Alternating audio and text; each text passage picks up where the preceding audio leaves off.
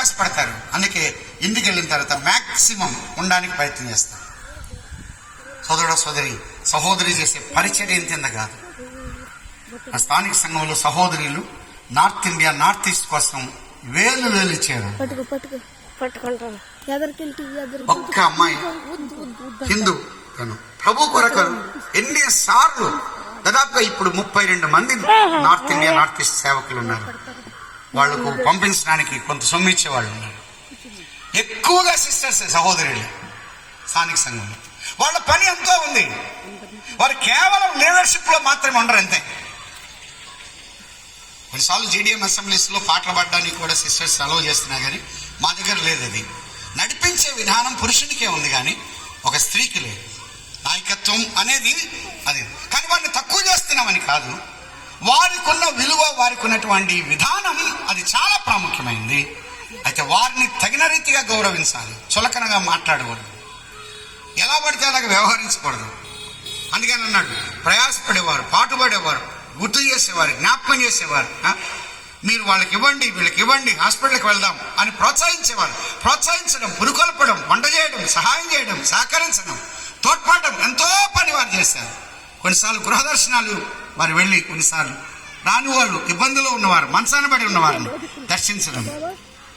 ఒక సహోదరి, అందుకే ఎప్పుడైనా సరే సహోదరి బిగబడితే చాలా కష్టం. ఇంట్లో సిస్టర్ కానీ సహకరించకపోతే ఇంకా మనం సచ్చాం. అందుకే అన్నారు, కొన్నిసార్లు పుట్టింటికి పో అంటారు, వాళ్ళు ఇంటికి పోతే తెలుస్తుంది. కర్నూలు జిల్లాలో బండాత్మరాజు మనకి తిక్కలేసిద్దట వాళ్ళ ఇంటికి పోతే. నిజమే, ఒక్క పని చేసుకోలేదు, ఒక శాత కాదు. కర్ణాటకలో సహోదరుడు ఉన్నాడు, అట్టే అన్నాడు, అమ్మాయి ఊరికి పోయింది, బియ్యం పొయ్యి మీద పెట్టాడు, అరగంట అయింది, అన్నీ ఎగురుతున్నాయి, నీళ్లు పోయిలా. అరే నీళ్లు పోయిలా నాకు తెలియదు అన్నాడు. తినడం మాత్రమే తెలుసు నీకు అని అన్నా. ఏం చేసుకోలేడు. అందుకే తొందరపడి నిష్కారణంగా మాట్లాడకూడదు. వారు బలహీనమైన ఘటం అని అన్నాడు. బలహీనమైన ఘటం. ఒక్కసారి కానీ వాళ్ళు హర్ట్ అయ్యారంటే వాళ్ళు కరెక్ట్ చేసుకోవడం చాలా కష్టం వాళ్ళు. అందుకే జ్ఞానము చొప్పున వారితో కాపురము. కొన్నిసార్లు మనం ఇంట్లో నుంచి బయటకు వెళ్ళేటప్పుడు ఇష్టం వచ్చినట్టు మాట్లాడి వెళ్ళిపోతాం. పెయిన్ అనుభవించే తనే, బాధ అనుభవించే తనే. మనం మాత్రం బయట జలసాలు చేస్తూ ఉంటాం. కొంతమంది పోవడం అదే పోవడం, మళ్ళీ ఎప్పుడో వస్తారు. కూరగాయలకు పోతారు, ఇంకా రారు. పంచదారికి వెళ్తారు, వెళ్ళి ఇంకా అక్కడ కనబడి ఇంకటే వెళ్తారు, ఇంకెప్పుడో వస్తారు వాళ్ళు. వీళ్ళు ఇంట్లో అవస్థ పడాలి. కొంతమందికి ఇంట్లో ఏముందో, ఏ సరుకులున్నా ఏమీ తెలియదు. రావడం ఎంత, పోవడం అంతే. పిల్లరా, యజమానులకు మనం చేయవలసిన బాధ్యత ఎంతో ఉన్నది. వారు సహకరించేవారు, వారు తోడ్పడేవారు. లూకా సువార్తలో ఒక వచనాన్ని మనం చదువుదాం. అవసరతను బట్టి 8వ అధ్యాయం 2వ వచనం, 8:2. 12 మంది శిష్యులను, అపవిత్రాత్మలను, వ్యాధులను పోగొట్టుకొనబడిన కొందరు స్త్రీలను, అనగా 7 దయ్యములు వదిలిపోయిన మగ్దలేని అనబడిన మరియయు, హేరోదు యొక్క గృహ నిర్వాహకుడుకు కూజా భార్యకు యోహన్నాయు, సూసన్నయు ఆయనతో కూడా ఉండివి.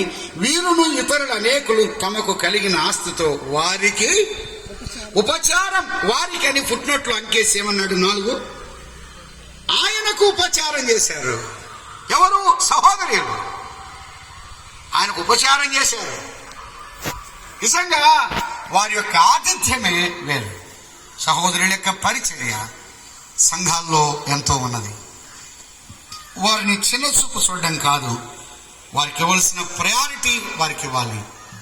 అదే సమయంలో వారి యొక్క స్థానం, ఎవరి స్థానం వారు గుర్తెరిగి సంఘంలో ప్రభువును మహిమపరచడం, గణపరచడం, అది దేవునికి మహిమ కలుగుతుంది. ప్రభు అయినటువంటి యేసు క్రీస్తు వారు నీ కొరకు, నా కొరకు ఆయన ఈ లోకానికి దిగి వచ్చాడు. ఆయన నీ కొరకు, నా కొరకు కలవలసిన రక్తాన్ని ధారపోశాడు. తండ్రి, నీకు ఇష్టమైతే గిన్నె నా యొద్ద నుండి తొలగించు.